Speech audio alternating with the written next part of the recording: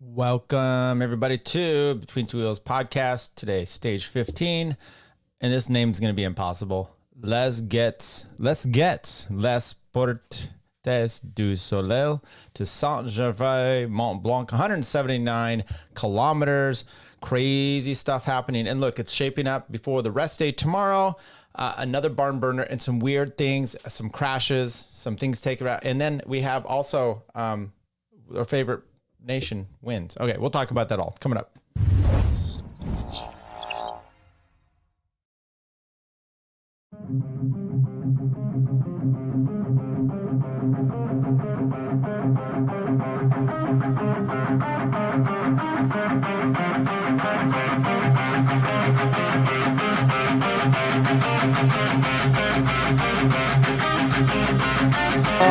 Massive number of people have been upgrading. Yes, there you go. You see the graceful limb that you were talking about before. The race we've got yet again, and the victor then goes victory to an American, Andy Hampton. The belt to go by. He looks at the Colombian rider. How are you doing? Straight past Santiago Botero, and he's coming up to Pantani.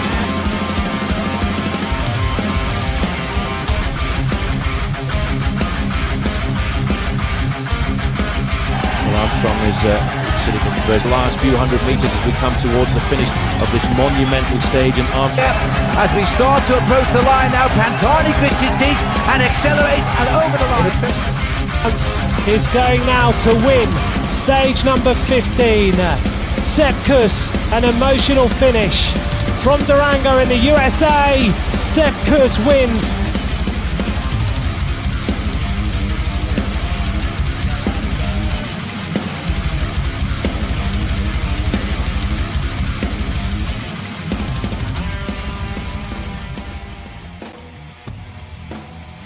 And welcome everybody. Yeah, so we had 170 some kilometer stage today. Actually more climbing than yesterday, believe it or not. And a weird finish, but some revealing things we'll talk about. I've got a bunch of things here. We've got some clips to go over. Hopefully they won't get us a strike on YouTube, which several of the videos have already come down of my stages, but as you all know, we're also on podcast form, so you can get us there. And Odyssey, everything gets put up on Odyssey. Nothing gets taken down from Odyssey, so you're good to go. I'm going to give a hint as to today's final. All right, Gold member, don't play the laughing boy. There are only two things I can't stand in this world: people who are intolerant of other people's cultures, and the Dutch. What? There we go. And the Dutch. Victor chimes in. Hi, Tyler J. The Americans are looking better. Yeah, we had a good American. They're all good Americans, but a good finish by an American today. A little disappointing, but a little spoiler alert there. The Dutch come out on top, and we're going to talk about that as well. Also, some surprising people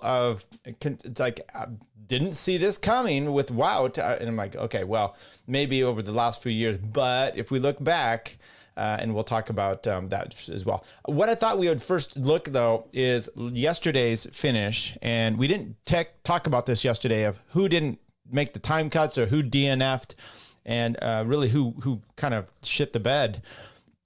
Here we go. Ramon Sinkeldam of the Alpecin Duquinic team. He DNF'd. Esteban Chavez, he was in that. I think these are all from that wreck that we had early on, the first 6 kilometers. Of EF, Antonio Pedrero of the Movistar team, Louis Menkes of Intermarché Circus Wanty, James Shaw of EF, and Roman Bardet. They were both in that crash that happened after the big crash.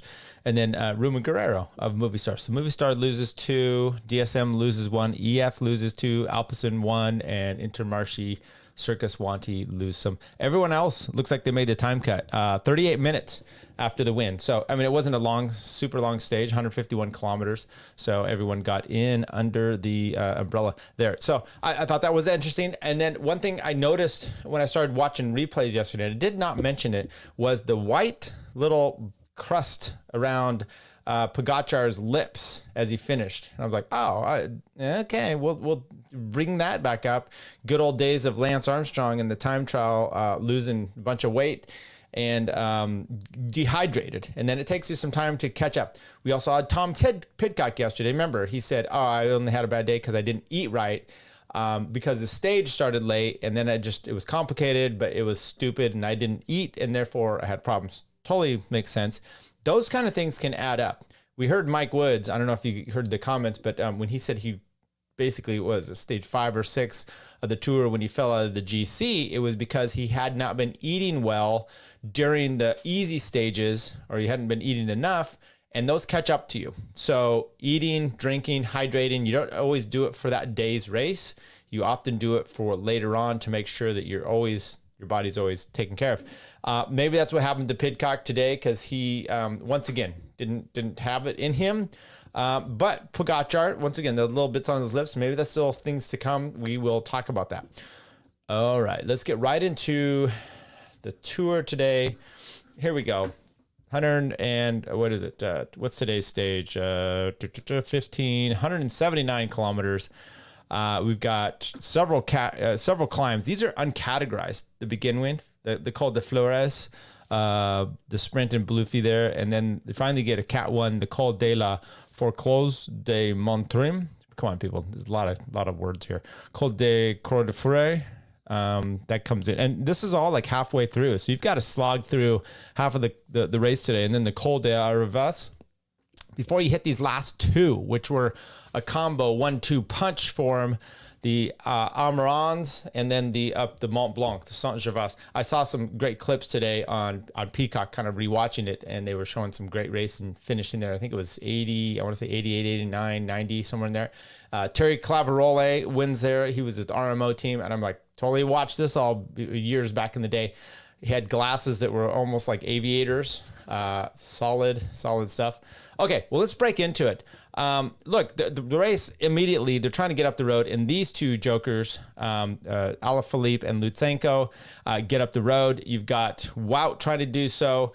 Now, this is already 140 kilometers into the race. Let's maybe step back here a bit, because before that, they clip back and forth between miles and everything here. But before that, these two guys were getting up the road, and the break was trying to get up there, and it wasn't really establishing itself. It was having a hard time. Now, these two get up the road. Alaphilippe never looks good. Lutsenko's helping him out. Then you've got UAE Solaire's trying to come up. You've got Mike Woods is up there, Chris Nielsen. It ends up being a big break. Ciccone gets up there. You get Nielsen Paulus. Wout immediately is on the rampage taken up. We'll talk about him. You got Wout van Aert, that is, because Wout Poels gets up there. You're like, okay, that's nice you're mentioning his name. Okay. So like I said, Soler, he's a UAE guy. You got Wout van Aert. He's jumbo. I don't know why either one of those. And when they're up there, I don't know why they're doing so much work on the front. Victor chimes in here and says, well-spoken French language, Tyler. I don't think you mean that in a nice way. I don't think I do well, but thank you if you are. So anyway, it was a lot of a mishmash going in here, and the break wasn't really getting much leash. But they were trying to get up the road. Look, 27 seconds or 24 seconds for the two up front, 1 minute 32 to the field back here. And once again, these guys are drilling it on the front, trying to do it all as much as they can. Now, 140 kilometers to go. They keep working out, and we'll get into who is up here in this break in a second. But the real thing happens at 128 kilometers to go before everything basically breaks out. And this is where we have a crash, just much like yesterday, a big crash on the side of the road. And Parlez-vous français? Yes, Brian, you you phonetically spelled it just right there. Okay, so what I'm going to do is I've got a video I cut up a little bit, and we're going to play it here because there was a wreck on the side of the road, and I did a slow-mo on it. Let's see if we can add this in here. Okay, so here we go. Slow-mo, right side of the road. There's people waving a flag, and I zoomed in here. There's Sepp Kuss up on the right side. And there's a guy in a white shirt and an arm. He grabs the bar. I don't think he meant to. Sepp hits his balls, goes down, then chops Edward Van Hooijdonk. He gets an Alpecin rider. It might have been, I'm not sure, Matt Goggle, I think, and goes over the top. Now, this is not good. I watched some other videos trying to see what happened to this guy. Let's see if we can play this one more time. Once again, over on the right-hand side, they go through the crosswalks.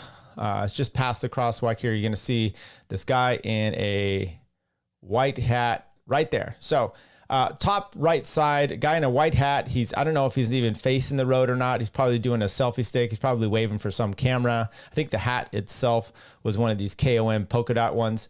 The fan was Oppie's husband. I don't know who that is.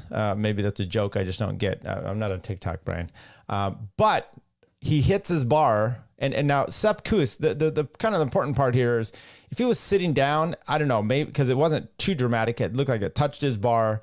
If he's sitting down, maybe he rides through this, but he's standing up and then it twists the bar and then he goes, oh, look at that. I've had that. Your bars are wobbly. You hit your nuts on the top tube. Other guy hits him and then he takes out his own teammate, which ends up coming over. Hoydonk hits hard here. He bashes the back of his head. That's why you wear a helmet. Didn't look so promising. So that was that crash. Bunch of guys, and what happened with this then? The field basically, I mean, some of the guys get through, so they kind of keep going, and then I think everyone's on the comms saying, "Hey, let's slow down" or whatnot. And the break immediately, boom, has 6-7 minutes, and Van Hooijdonk sits on the ground for a bit. I mean, he's on the ground for a decent amount of time. I'm trying to look back here, see if this overhead shot, if you can see the guy in the white hat. He's now he's gone. And maybe this is him over here by this van, but I think I might just run away. I don't know about you. Anyway, Lutsenko. Oh, so here's another shot at it. NBC's trying to cue us in here. So there you go. It wasn't very good. Sprint point comes. Here's the real deal. Then they start hitting the category climbs, okay? And come up over the top. They haven't been able to catch Lutsenko and Alaphilippe. Alaphilippe is swinging on the back. He's having a hard time hanging on to Lutsenko. Look, Lutsenko's done well in GC before, probably got a top 10 in the Tour, so he's looking good. But they go over there 1-2 on the points. Then you've got back behind, Nilsson Palace needs points for the KOM jersey. Wout is just drilling it on the front. I don't know why. This doesn't really make sense for me. Are you setting him up to, like you did at How to Come last year, where he's up there and then he can do great work? He did a lot of work yesterday. But even in the break, you're not obligated to do it. My yellow jersey is back there. I'm just sitting on. And it's a big enough group where no one's going to request or make sure that you do that. Kevin Vermaca was another DSM guy that was sitting down there in that crash for quite some while. But then Ciccone, he jumps over Nilsson Palace. Now, Nilsson had at least 2 teammates in the break with him, and they didn't really lead him out for this. So then he gets jumped and taken over. Brian chimes in here again. Ale's Ami Oppie was on the sign in 20. Oh yeah, taken out. Okay, thank you for that. This is why we love you guys on here. You always know everything. Yeah, I think that lady was prosecuted at one point as well. But gotcha. I got the connection now. I'm cool with the kids. But so what happens over here at Nilsson Palace, he gets second to Ciccone, which actually is 4th on this categorized climb, which doesn't really, I mean, it helps him a little bit. He gains a little bit of points. I think he got 4 points on the day. That's what that one was there. Anyway, the group is going on up. Alaphilippe, Skilmoser comes up there. Then Marco Haller of Bora goes up there with his man pony. But Ciccone's team hits the front here, and what you end up getting is, there you go, right there. You just kind of missed it, but there you go. Nilsson Palace, he can't hold on, and he gets spit out of this group. And so then you just have Ciccone looking to get the KOM, and that's actually what he does. He ends up getting 16 points. Yeah, you had Rui Costa tending up the road as well, but Trek did a good job. Little Trek, should we call him Lil Trek or Lid Trek?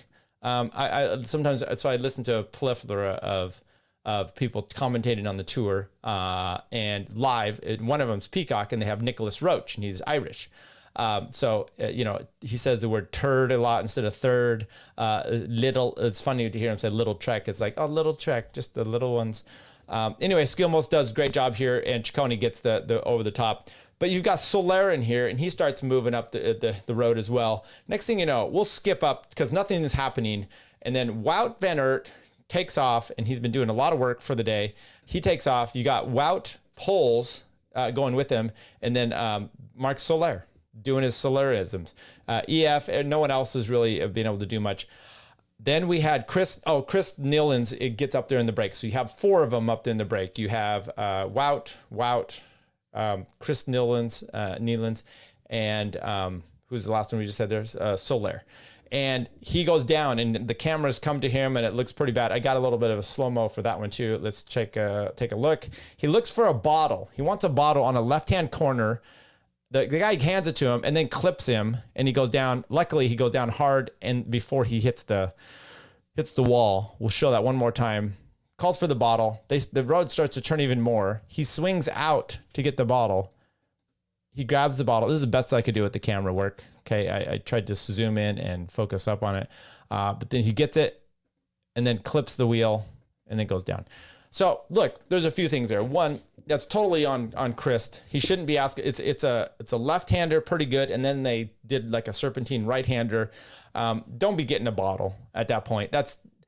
I'm saying that's all on you. Yet the motorbike guy should just say, "Hey, why don't you just wait a bit? We'll get to a straight spot, and I'll give it to you." Because I felt really bad for him because he's been on form. Look, he looked really good.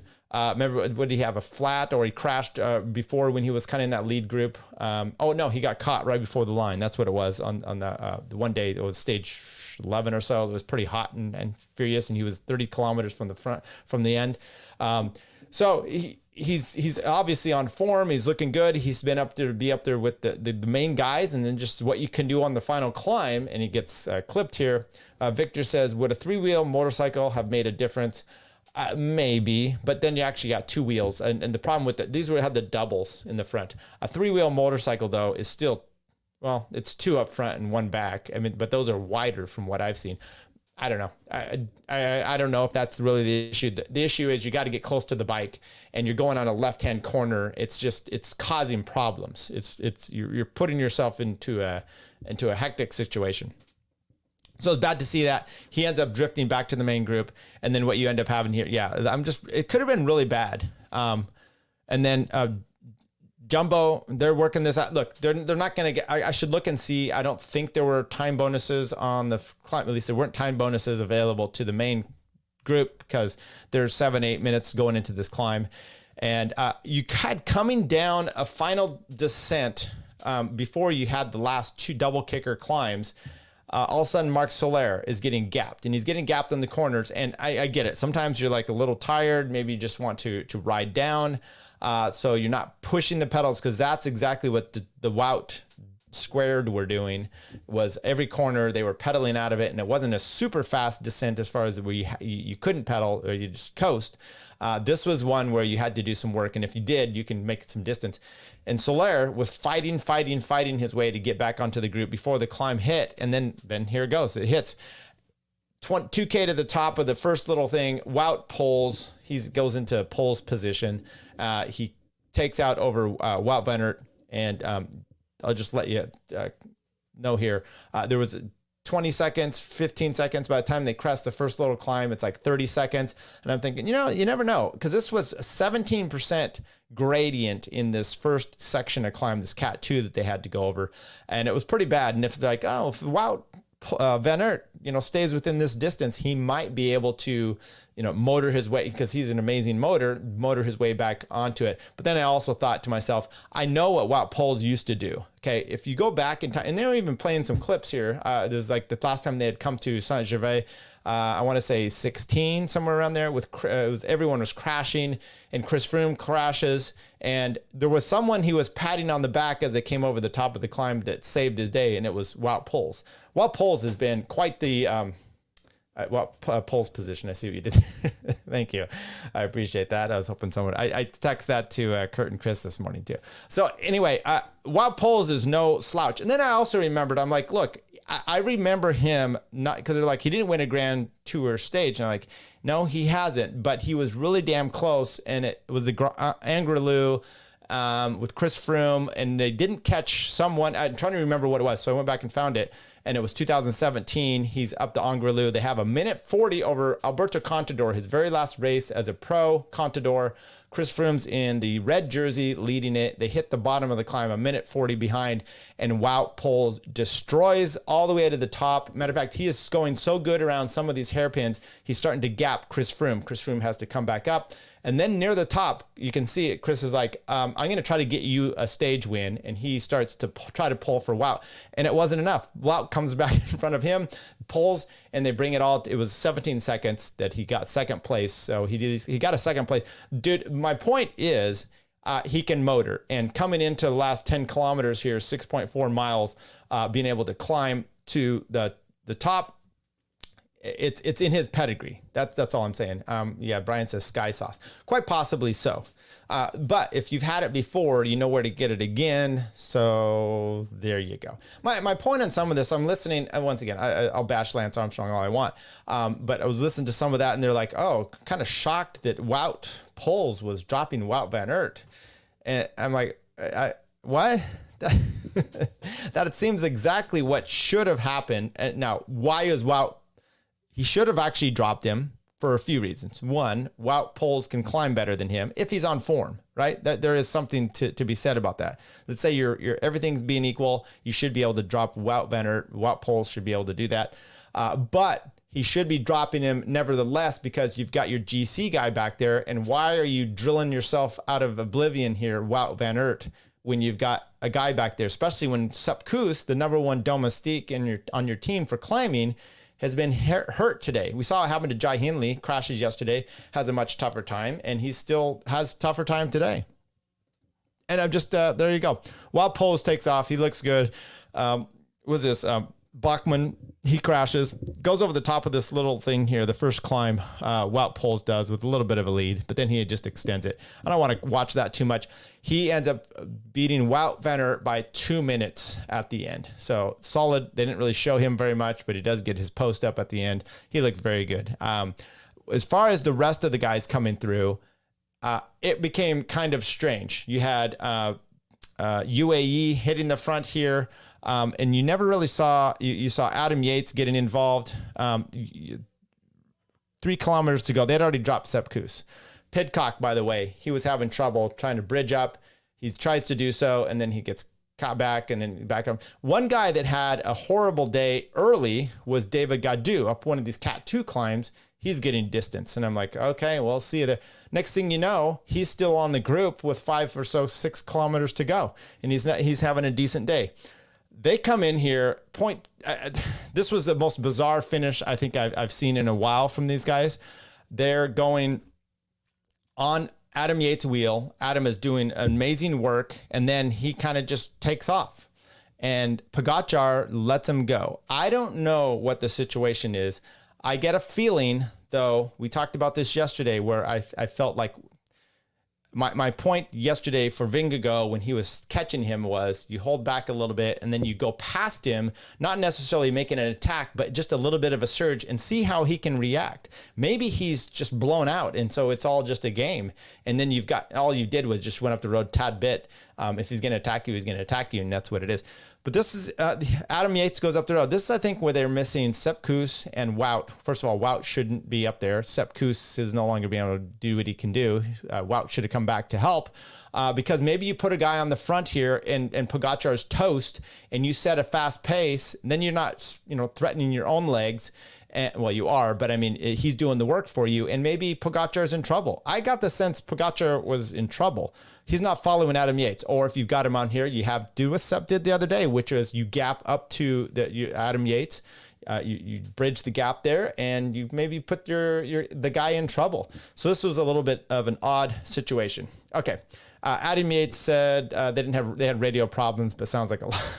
Yeah, I don't know what was going on. That's just kind of just my point.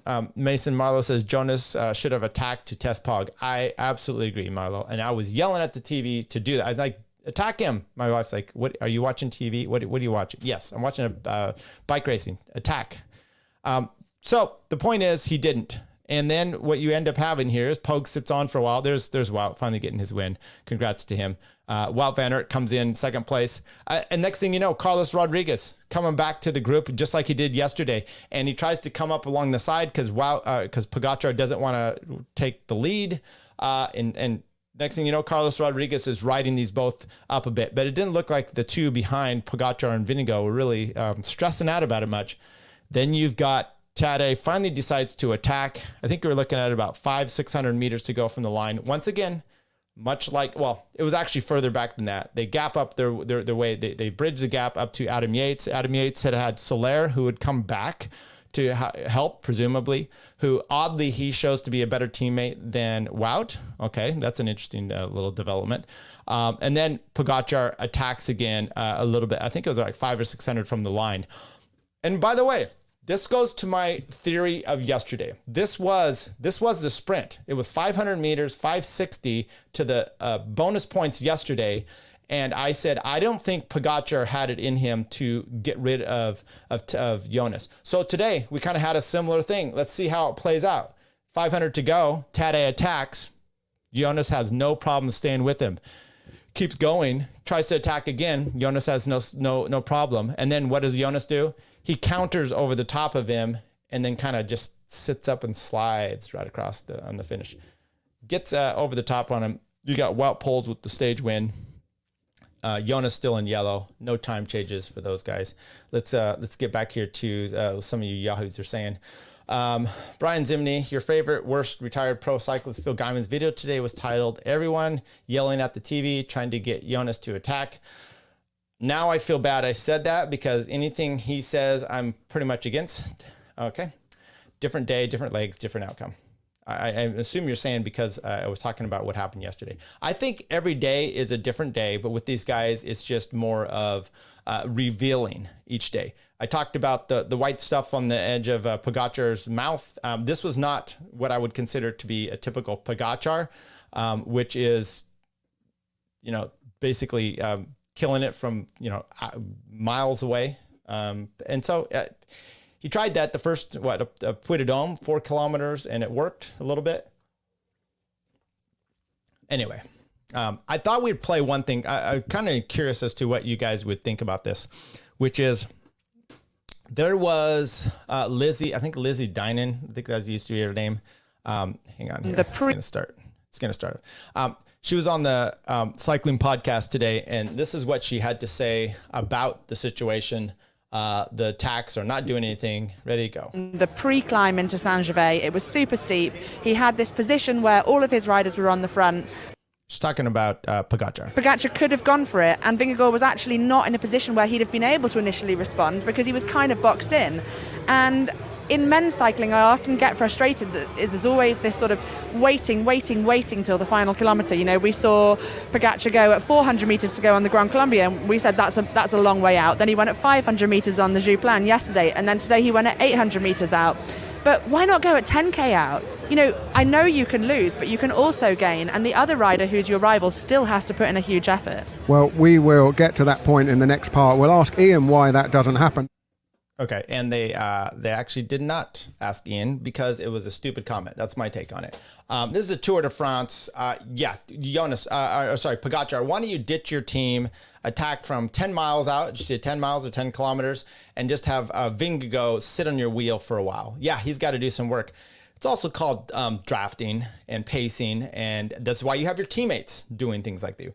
I don't understand why men's cycling is like this, because they do 200 miles and it's over a 3-week period. It's different racing. I enjoy women's racing too, but it's different racing. And by the way, you just heard, no, we're not going to get into that stuff. Okay. She said pre-climb. Is that what was on pro? All right, you guys. Excellent work. This is why we do the show. Okay, let's look into today's results right away. Once again, Wout Poels, Wout van Aert, Matteo Bergadu. Remember, he was up there in the break on the Puy de Dôme, got taken over. I didn't mention, but Lawson Craddock was up there as well.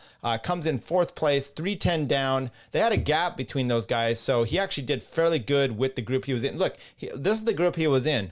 Mikel Landa, Thibaut Pinot, Guillaume Martin, Matteo Skilmo, Simon Guilherme, Warren Barguil, Dylan Toynes, Alex Aaron Baru, just right there. That's a bunch of good climbing guys. So good job. I mean, you're only 3 hours behind Lawson Craddock. Well done for the day. Hugo Houlet, remember he got a stage win last year for Canada. Giulio Ciccone comes in there, Rigoberto Urán, and then we started to get to the GC guys. So Ciccone ends up tied on the day with Nilsson Palace for the King of the Mountain jerseys, just like yesterday with Jonas and Nilsson Palace. So what they do, you're tied on points. Who gets the actual official jersey? It's a count back to the last climb. Who got the points on who beat the other person on the last climb, and I don't think either one of them got it on the last 2 climbs, so it went back to the other one, because remember, Nilsson Palace only got 4 points on the day, and it was 16 by Ciccone, and he got some on the very last, the Cat 1, I think, Cat 1 and Cat 2 there. So he gets the polka dot jersey. Interesting side note here, which is Pogačar does pip Jonas at the line barely. But if you watch that, Jonas comes around, takes the corner, has him dead for rights, and then just kind of like looks over and sits up and allows him to just kind of, him being Pogačar, to creep across the line. I don't know if it's mind games, but it was definitely, I'm here, right here, you can't get rid of me. And it was an interesting thing. By the way, I'm just loving it. It's 10 seconds. It's been really good. Chris Flower comes out, says, quote of the day goes to Wout Poels, saying, quote, in the Netherlands, we say Wout van Aert is no pancake. I heard something about that, which is, I think that means pack filler. I don't know if it's actual pancake, the word pancake, but it means, it's some word that they use out there that means pack filler, because I heard that as well. What else we have here? Oh, Carlos Rodriguez. So he tagged on, and then he sets pace for a while, which I thought was perfectly fine, because you're up front now is Adam Yates. So there is this duel for 3rd place. And the closer that Adam Yates, who's riding spectacular, by the way, I think he was 4th in his first Tour de France, and it's been a while, and now he's finally getting some good stuff here. It's important for UAE in a sense, which is you can actually send him up the road. Now, what stages are you actually going to do that? Col de la Loze, you're not going to get rid of him there, because he's going to need to be back, unless you want to send him up like Wout or Soler. By the way, anybody else okay with the move of sending those 2 guys up there? Both very, very good helpers. They're not their number 1 helpers, but maybe number 2 for both of them, for both teams. I mean, Wout's one of the last ones. Look what he did yesterday, dumping out Rafael Majka and the guys. So, and last year on the How to coming in late up the road, fine, but then actually drills it for the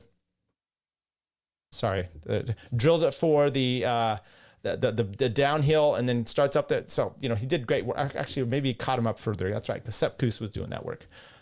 Keep going here, though. Pogačar, Jonas, and then you've got Adam Yates, Rodriguez. That's a little battle here. Adam's got him by 20-some seconds.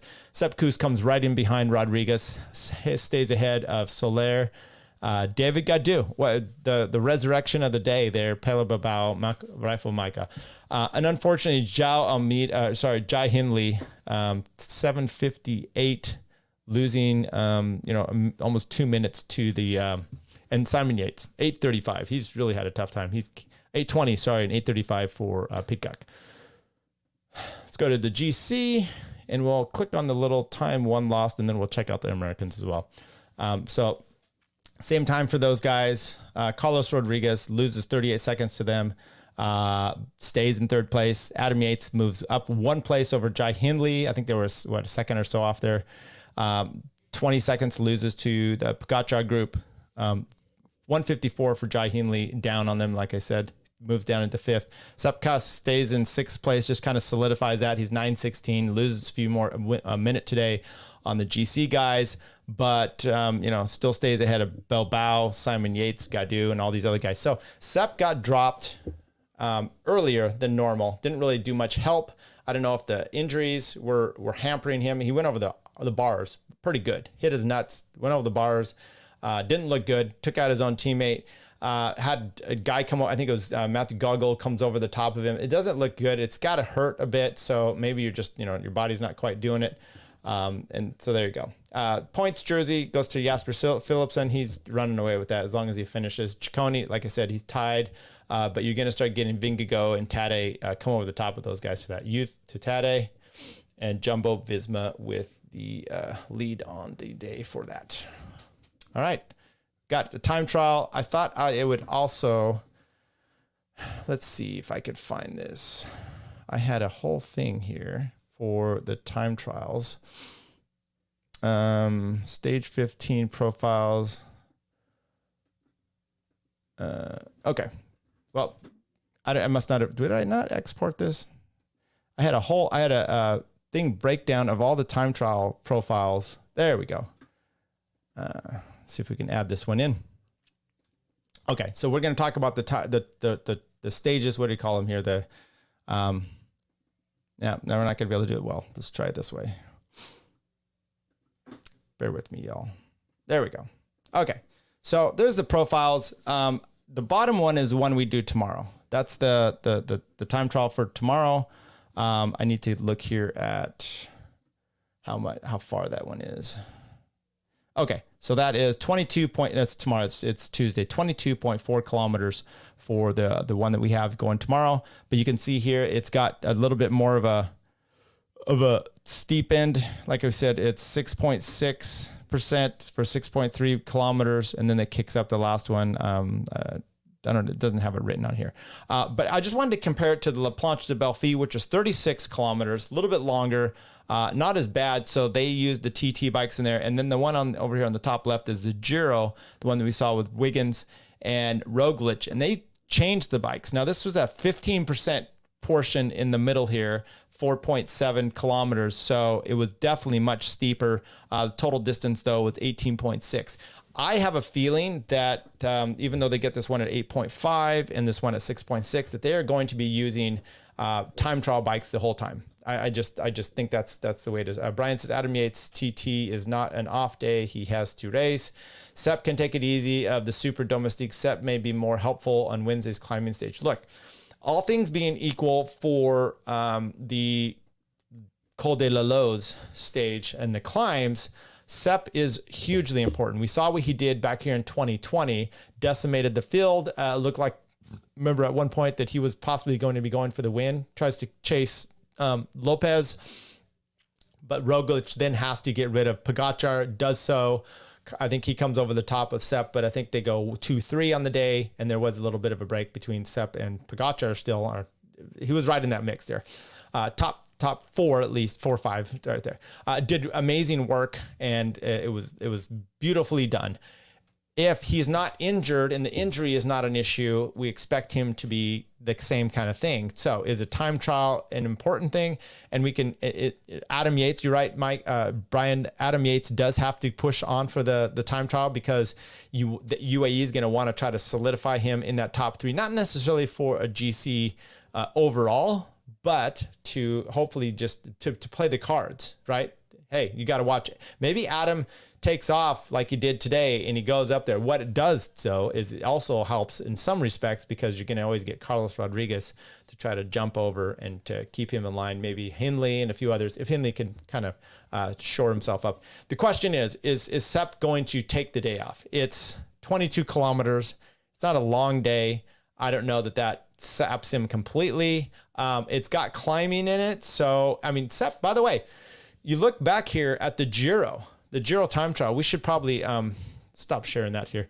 Let's go to the Giro because Sepp actually had a really good time trial, finishing time trial here himself. Remember, he was in the hot seat for a while. Yeah, he was 6th on that time trial. So, they changed bikes. Sepp goes up there. You can't help but kill it, right? So with the profiles that you have, and I'm not sharing this here. Where'd we go? Is it this one? No. There we go. Sorry, people. So Roglic wins that, obviously, but Sepp Kuss comes in 105 back of Roglic, who put 40 seconds on. So remember, I think Sepp Kuss actually had the fastest time up the climb when you did a breakdown of the Strava times there for the climb. So he can climb. We know that. There's a decent climb in this one. It's a little more power, so you may be on your time trial bike. That may limit Sepp Kuss, but why not let him run a little bit with it? It's not a 60 kilometer time trial. It's not even a 30. It's barely a 22. And with that, we've got the last 6.8 on an 8.3 climb. So 6 kilometers out of, I'm looking at the wrong one here. 6.3 kilometers. And it's actually a little bit more on that with that one. So if that's the case, and you've got 22 total kilometers, I mean, he only has to race a few miles. And a lot of this is climbing. There's a 1.3 at 8.5. I'm convinced. I'm convinced now that Sepp Kuss is going to be going for it. Victor says, Brzimny and Flower, thanks for being in the chat. Don't thank them. No, I'm just kidding. He has elbow on. Okay, you're right. There's going to be problems there, Brian. I totally agree. Putting his elbows down. Probably depend on how he recovers tomorrow. Exactly. So he's got it on the one right arm. It might be fine. It might not be. But I just see this with the profile that we're looking for me, a good prospect for him. And then you got Adam Yates. Predictions. Vingegaard is going to win the time trial. I think he's had a record of doing so. He goes up. Time trial is like a beast on the flat, and he goes uphill just fine. Some people podcasts are like, oh, but Pogacar is angry. Okay. How much? I've been angry before. I've been really angry before and got smoked. Wout might get his win in the TT. Very true. This isn't, especially if you're able to be in the bars the whole time, or you go up to climb in the time trial bike, like Dumoulin was not, or did actually. He kept the time trial bike all the way up the climb at Planche de Belfi. I don't know, Chris. Vingegaard 1, Pogacar 2, 20 seconds is what he's going to get it on. All right, everybody. We will see. We'll have a break tomorrow, and then we'll be back on Tuesday.